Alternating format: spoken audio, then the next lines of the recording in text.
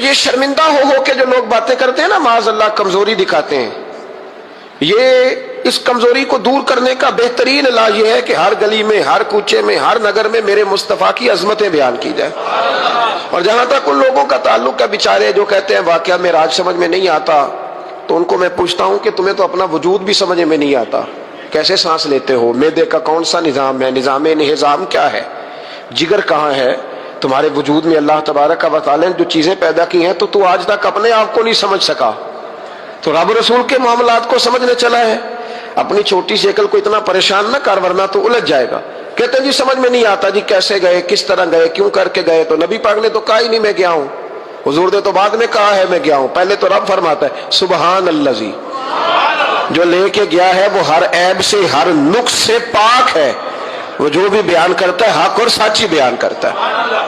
ایک زمانے تک یہ جو دہریے قسم کے لوگ تھے نا، عقل کے پجاری، ایک زمانے تک یہ کہا کرتے تھے کہ حضرت سلیمان علیہ السلام کا تخت ہوا میں کیسے اڑتا تھا، 80 من اس کا وزن تھا تو وہ ہوا میں کیسے اڑتا تھا؟ جی کچھ لوگ اس پہ بیٹھے ہوتے تھے پھر بھی وہ ہوا میں اڑتا تھا۔ ہمارے اس زمانے کے علماء اس کا جواب دیتے تھے وہ تخت جی ہوا میں کیسے اڑتا تھا، بڑا اعتراض ہوتا تھا، بڑی اس پر باتیں ہوتی تھیں۔ اب نہیں آپ سنتے ہوں گے کوئی بات، کیوں بھلا؟ اب ہر روز جہاز اڑتا ہے اور اس تخت سے زیادہ وزن لے کے اڑتا ہے، 500 550 سواری ہوتی ہے، ہر سواری کا 2-2 من وزن بھی ہوتا ہے، اور جب پائلٹ اعلان کرتا ہے نا کیبن سے کہ ہم 38,500 فٹ کی بلندی پہ جا رہے ہیں تو کوئی شخص اعتراض نہیں کرتا۔ اب چھوڑ گئے حضرت سلیمان کے تخت پر اعتراض کرنا، اس لیے کہ سارے اوڑ کے آتے جاتے ہیں۔ اب ذرا ٹھہر گئے ہیں، اب یہ ٹینشن ختم ہو گئی کہ حضرت سلیمان کا تخت کیسے اڑتا تھا۔ پھر ایک نیا اعتراض شروع ہو گیا، الم تر کیف فعل ربک باصحاب الفیل، کہ اتنا چھوٹا سا کنکر اور اتنا چھوٹا سا بابیل اور اتنے بڑے ہاتھی کو کنکر مارے تو اتنے سے کنکر سے ہاتھی کیسے مر جاتا ہے؟ بڑی پریشانی تھی بھئی، کنکر چھوٹا ہاتھی بڑا کیسے مر گیا؟ پھر اللہ نے فضل کیا تو بندوق کی گولی ایجاد ہو گئی، کہنے لگے نہیں نہیں پریشر سے لگے تو ہاتھی ماری جاتا ہے۔ اب اس کے بعد دوبارہ اس بات پر اعتراض نہیں کرتے۔ پہلے کہتے تھے کہ انسان کیسے جاتا ہے، کیوں کر جا سکتا ہے، ممکن کیسے ہے، یہ مطلب کیسے ہو گیا، معراج کیسے ہوئی؟ تو پھر ایک بندہ چاند سے تو ہو آیا ہے،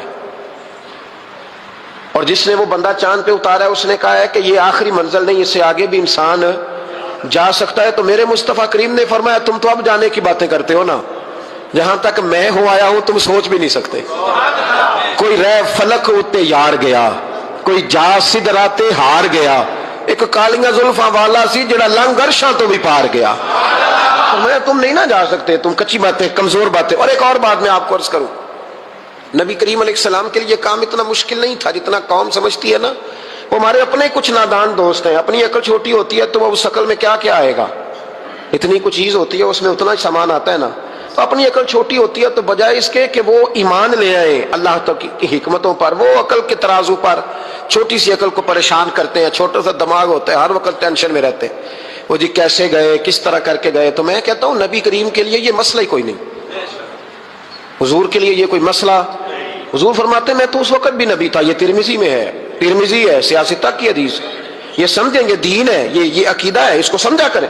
فرمایا میں تو اس وقت بھی نبی تھا جب آدم علیہ السلام کی مٹی گوندی جا رہی تھی، تو محبوب تو پہلے بھی ان سارے نظاروں کو جانتے ہیں، ہر چیز حضور کی نظر میں ہے، اور اس کے بعد بھی اس کے بعد کا جو ماحول ہے وہ بھی انوکھا ہے۔ بدر میں ایک عورت کا بچہ شہید ہو گیا، سیاستہ میں حدیث ہے، حضور کی بارگاہ میں آئی، نبی کریم منبر پہ بیٹھے آ کے عرض کرنے لگے یا رسول اللہ صلی اللہ علیہ وسلم میرا بیٹا جہاد میں شہید ہو گیا، مجھے بتائیں وہ کہاں ہے، اگر جہنم میں ہے تو میں روں گی، آہوزاری کروں گی، اگر جنت میں ہے تو میں شکر ادا کروں۔ حضور بتائیں، تو جنت دوزخ کا معاملہ تو قیامت کے بعد ہے، یہ تو دور کی باتیں۔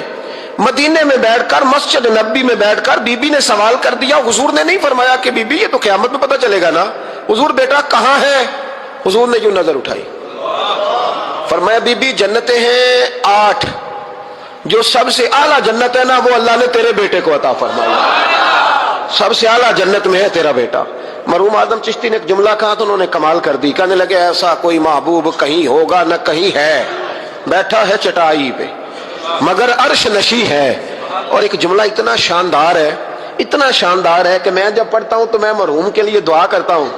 انہوں نے کہا کہ تو جو چاہے تو ہر شب ہو مثال شب اسرا، محبوب اگر آپ چاہیں تو روز معراج ہو، تو جو چاہے تو ہر شب ہو مثال شب اسرا، اس لیے کہ تیرے لیے 2-4 قدم عرش بری ہے، تیرے لیے 2-4 قدم، تیرے لیے 2-4 قدم عرش بری ہے۔ اور کہنے لگے ہر ایک کو میسر کہاں اس در کی غلامی، اس در کا تو دربان بھی جبریل امی ہے، اس در کا تو دربان بھی جبریل امی ہے، اور ملتا نہیں کونین کو کیا کیا تیرے در سے ایک لفظ نہیں ہے جو تیرے لب پہ نہیں ہے۔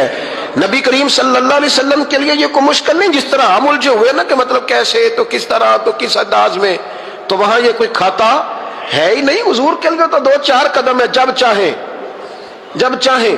وہ ایک صاحب تھے، مجھے کہنے لگے کہ وہ جی حضور تو گئے تھے حضرت جبریل لے کے تھے پروں پہ بٹھا کے، پہلے براق پہ گئے تھے، پھر حضرت جبریل کے پروں پہ، پھر رف پہ، ویسے تو نہیں نا بشر جا سکتا۔ تو میں نے کہا چلو مہربانی کرو تم بھی کسی دن براق پہ بیٹھ کے چکر لگا جاؤ، کوئی کوشش کرو نا یار، کسی جگہ پہ ٹھہرو تو صحیح۔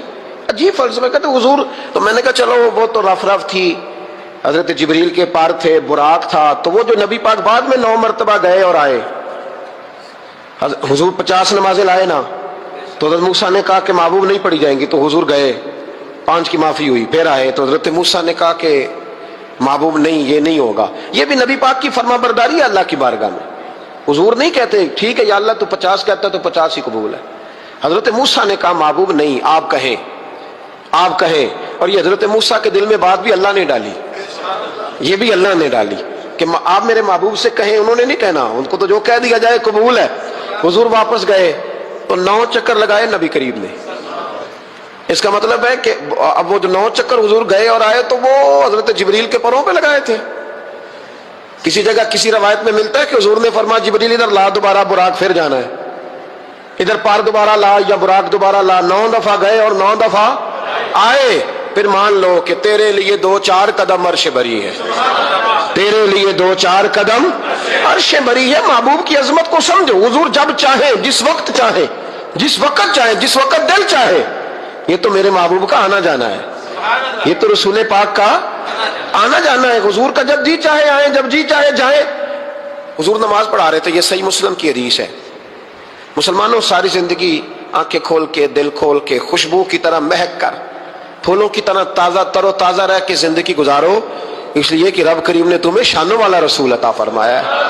طبیعتیں ٹھنڈی رکھو، مزاجوں میں سکون رکھو، خوش ہو جایا کریں حضور کا۔ آپ یقین کریں کسی جگہ محفل ملال لکھا ہوتا ہے تو طبیعت ٹھنڈی ہو جاتی کہ یہاں میرے نبی کی نعتیں پڑھی جائیں گی، کسی جگہ محفل معراج لکھا ہوتا ہے تو طبیعت ٹھنڈی ہو جاتی ہے، یہاں حضور کا ذکر ہوگا۔ یہ نا اپنے دل میں شوق پیدا کریں۔ یہ لوگ کہتے ہیں نا بڑے دکھ ہیں، تو حضور کی نعت سن کے راضی ہونا سیکھیں، اللہ انہیں سکھ عطا فرمائے گا۔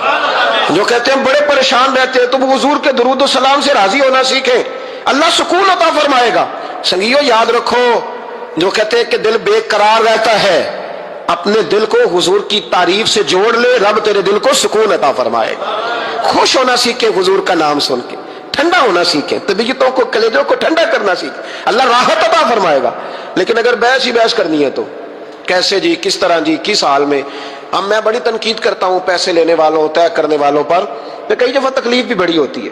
ایک بندہ بڑی پیاری نعت پڑھ رہا تھا، بڑی پیاری، میں بھی سٹیج پہ موجود تھا، تو ایک صاحب سے میں نے کہا کہ یار آج تو مزہ آ گیا، کلام سننے کا لطف آ گیا۔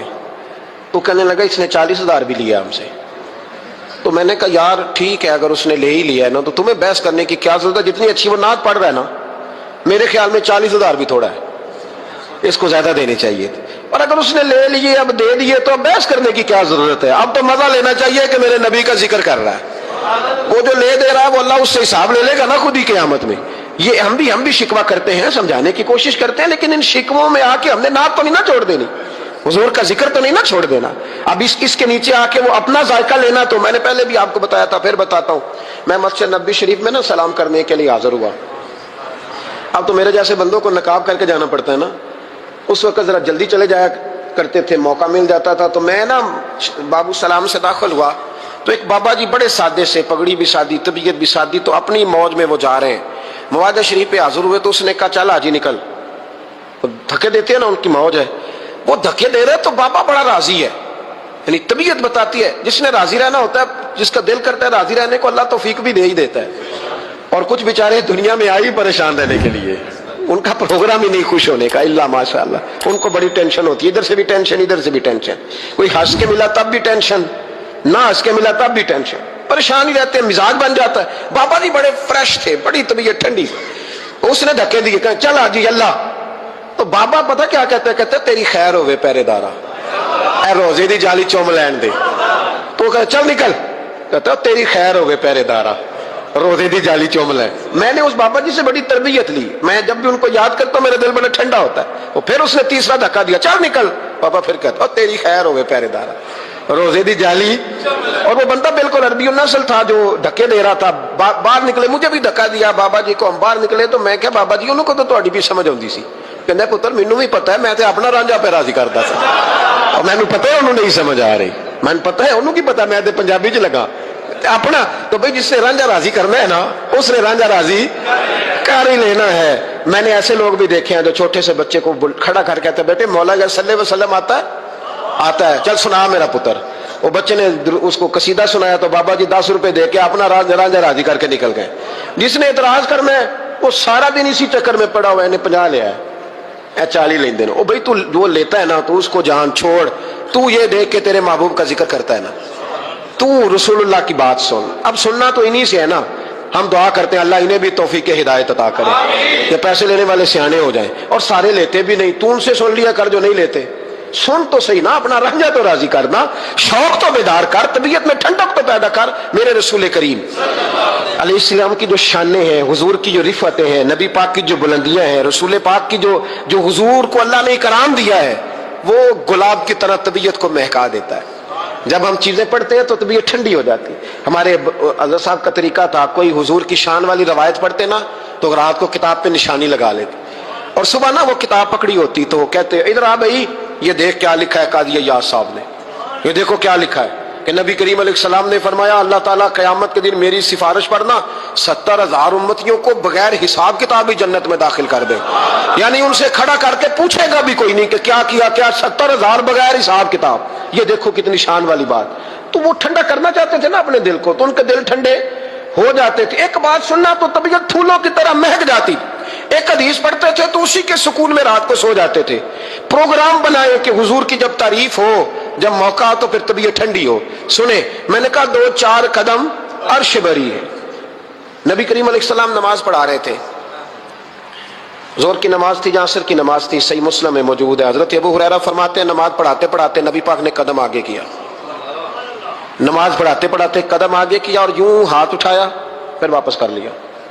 اب نماز پڑھ کے نا تو سلام پھیرا تو صحابہ عرض کرنے لگے یا رسول اللہ صلی اللہ علیہ وسلم، وہ نماز میں پیر بھی آگے کیا تو ہاتھ بھی اٹھایا، تو وجہ کیا تھی؟ اب پہلا سوال تو یہ ہے کہ آپ لوگ نماز پڑھ رہے تھے یا حضور کو دیکھ رہے تھے؟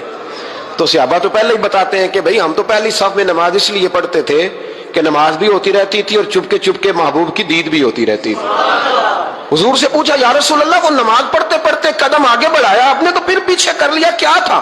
اور ہاتھ اٹھایا تو پھر آپ نے نیچے کر لیا۔ تو نبی کریم فرمانے لگے نماز پڑھاتے پڑھاتے جب میں نے کہا نا سمی اللہ لمن حمیدہ، اچانک میری نظر اٹھی تو جنت میں چلی گئی، نظر اٹھی تو جنت میں، تیرے لیے 2-4 قدم عرش بری ہے۔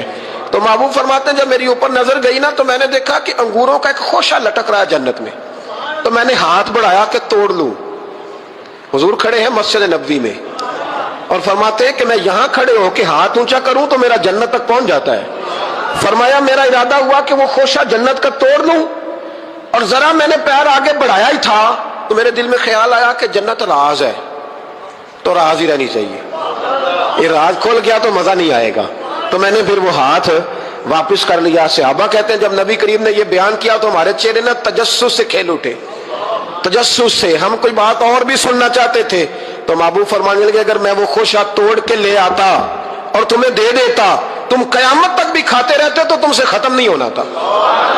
یہ صحیح مسلم کی حدیث ہے۔ او بھائی میرے رسول کریم کے واقعہ معراج پہ شکوہ کرنا، کہنا سمجھ میں نہیں آتی کیسے گئے تھے، تو جو چاہے تو ہر شب ہو مثال شب اسرا۔ نبی کریم صلی اللہ تعالی علیہ وسلم فرماتے ہیں میں ام ہانی کے گھر میں سویا ہوا تھا، کوئی آنے والا آیا، اس نے مجھے جگایا، اور جو لفظ ہیں حدیث میں بڑے شاندار ہیں۔ محبوب فرمانے لگے جبریل